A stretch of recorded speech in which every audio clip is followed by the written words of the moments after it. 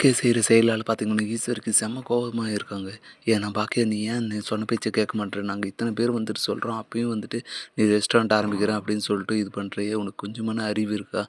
அதுவும் ஆரம்பிக்கிறது தான் ஆரம்பிக்கிற. நல்ல பெரிய ரெஸ்டாரண்ட்டா ஆரம்பிக்கிற. சும்மா பொட்டி கடை மாரி ஆரம்பிச்சேன்னா என்ன பண்றது?" இதெல்லாம் சம்மந்தி வீட்டுக்கு தெரிஞ்சுன்னா அவங்களுக்கு எவ்வளோ கேவலமா இருக்கும். எவ்வளோ பெரிய இடத்துல நம்ம பொண்ணு குடுத்துருக்கோம். அப்படி இருக்கிறம்போது, நீ என்னடான்னா இப்படி ஒரு சின்ன ரெஸ்டாரண்ட் ஆரம்பிக்கிறேன்னு சொல்லிட்டு, இப்படி இது பண்ணிட்டு இருக்கியே. கொஞ்சம் வெயிட் பண்ணி நல்லா பெருசா வேணா ஆரம்பிக்கிறியா? அதுவும் இல்ல. என்னத்துக்கு இப்படி பண்ற? அப்படின்னு சொல்லி கேட்க, உடனே பாக்கியாவுக்குமே வந்துட்டு பார்த்தீங்கன்னா, செம கோவம் வந்துடுது.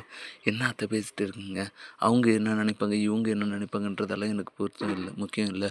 நான் என்ன நினைக்கிறேன்றது தான் எனக்கு முக்கியம். எனக்கு இந்த ரெஸ்டாரண்ட் போதும். நான் வச்சிருக்க காசுக்கு வந்து இதுவே போதும். நான் புதுசா எதுவும் லோன் போட்டு எதுவும் ஆரம்பிக்கல.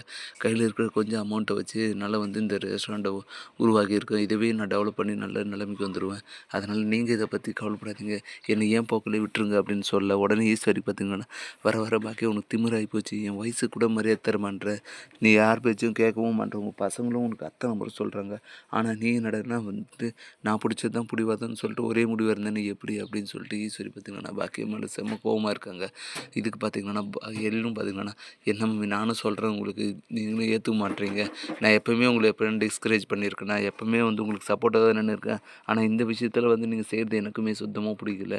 எதுக்காக இப்படி ஒரு சின்ன ரெஸ்டாரண்ட் ஆரம்பித்து நீங்கள் கஷ்டப்படணும்? கொஞ்ச நாள் பொறுத்தீங்கன்னா நானே பெரிய ரெஸ்டாரண்ட்டாக வச்சு கொடுத்துருப்பேன்ல அப்படின்ற மாதிரி சொல்கிறாங்க.